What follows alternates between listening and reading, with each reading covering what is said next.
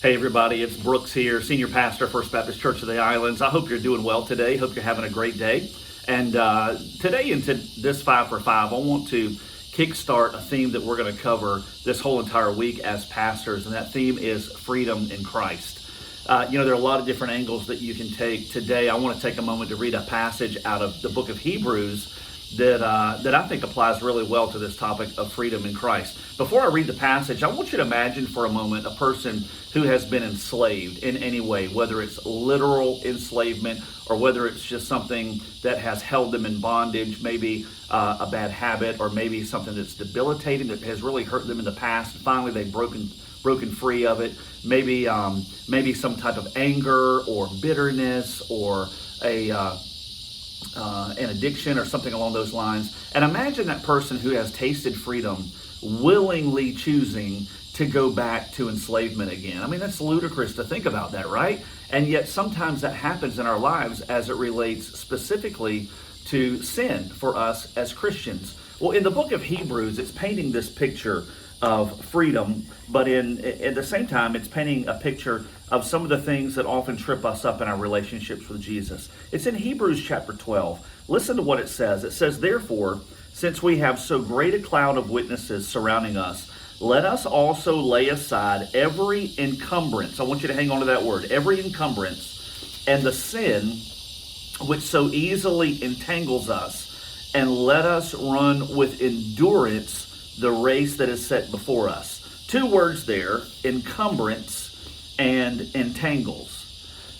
It talks about in that passage, it talks about those things that encumber us, those things that slow us down. You could imagine as you read that verse, a person who is, let's say, a mountain climber. They're going to strip away all those things that are going to slow them down in their efforts to climb that mountain. They're not going to be decked out in dress clothes and dress shoes. I mean, they're going to be in climbing gear. You think about a sprinter who is looking to win a gold medal. They're not going to be, decked out in their everyday clothes, pair of jeans and long sleeve shirt. No, they're going to wear the essentials that help them to run at their fastest.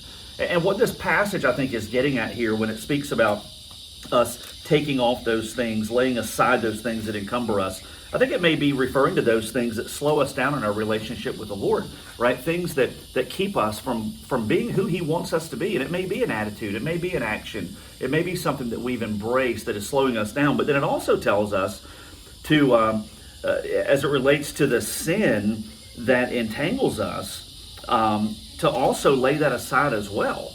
For us to get rid of it so that we can run with endurance the race that is set before us. Listen, you're in a race as a Christian, and there are going to be things that are going to slow you down. There's sin that's going to trip you up, and we have to take inventory of those things and decide what we're going to do about them. Hopefully, your choice will be not to embrace them, not to keep them in your life, but to ultimately cut them free. That's how you get to enjoy your freedom in Jesus. That's how you get to enjoy your freedom in Christ. So ask yourself today, what are some things that are entangling you? What are some things that are encumbering you, slowing you down, or absolutely frustrating your freedom, your experience of freedom in Christ?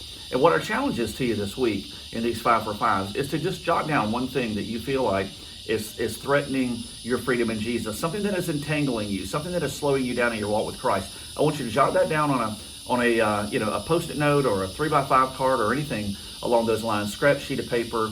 And then I want you to pray about that. I want you to surrender it to the Lord, and then I want you to wad up that piece of paper and cast it aside and let that signify that you're moving forward from that. You're not going to let it trip you up. You're not going to let it slow you down any longer. Listen, Jesus died for you to experience freedom in Him, and I hope you're able to experience that today.